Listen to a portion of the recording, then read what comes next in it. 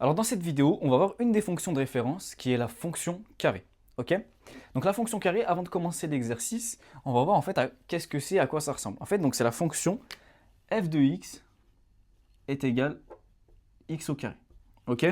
Donc si on donne un exemple, si on prend au hasard un nombre pour x, eh ben si on prendrait 3 par exemple, donc f de 3, ça serait égal à, donc on remplace x par 3, ça va faire 3 au carré. 3 au carré, ce qui fait 9, ok? Et ainsi de suite. Si je prends 2, ça va faire 2 au carré, ça fait 4. Si je prends 1, 1 au carré, ça fait 1, ok?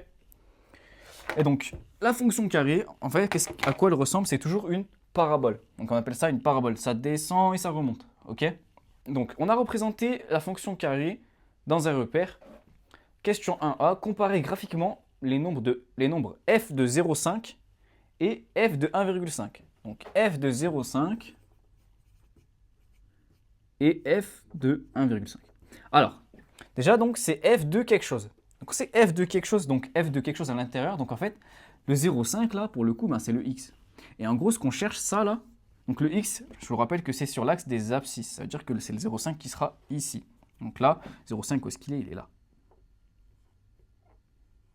Ok? Et f de 0,5, c'est ce qu'on aura sur l'axe des ordonnées. Ok? Cet axe-là. Donc, je regarde f de 0,5. Donc 0,5, je suis là. Tac. Je suis ici. Si je regarde. Donc là, si vous n'avez pas exactement si on ne voit pas exactement ce qu'on peut faire, on a dit que f de 0,5, on a dit que c'était la fonction au carré. Donc f de 0,5, ça va faire 0,5 au carré.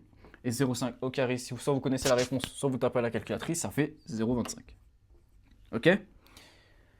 Ensuite, donc là, on sait que ici c'est 0,25. Et il fallait comparer avec celle de 1,5. Donc 1,5, elle est là. Tac, par là. Donc 1,5. Et on arrive ici. Donc si on fait 1,5 au carré, ça fait 2,25. Donc ça, on arrive par là. En gros.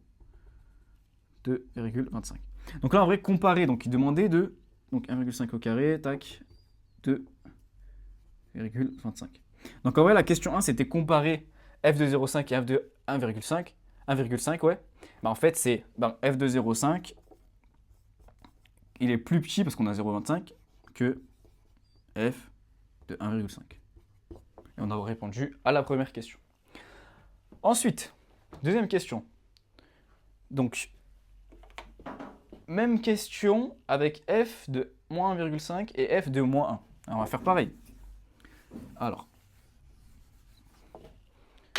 f de moins 1,5, ce qu'on va faire, on va les calculer. f de moins 1,5. Ça va faire moins 1,5 au carré. Alors là, très très important, en fait, quand vous avez quelque chose à mettre au carré et qu'il est négatif, toujours, qu'est-ce qu'on met? On met les parenthèses, ok? Voilà. Donc on met les parenthèses. Et donc, en fait, si vous voulez, ou si vous voyez ici, donc la fonction carré, elle est toujours positive. Elle est toujours au-dessus de l'axe des abscisses, elle ne descend jamais en dessous, ok? Donc si vous avez un résultat négatif avec la fonction carré, c'est qu'il y a un problème. C'est que vous avez sûrement oublié les parenthèses. Donc ce qui fait, pareil que tout à l'heure, 2,25.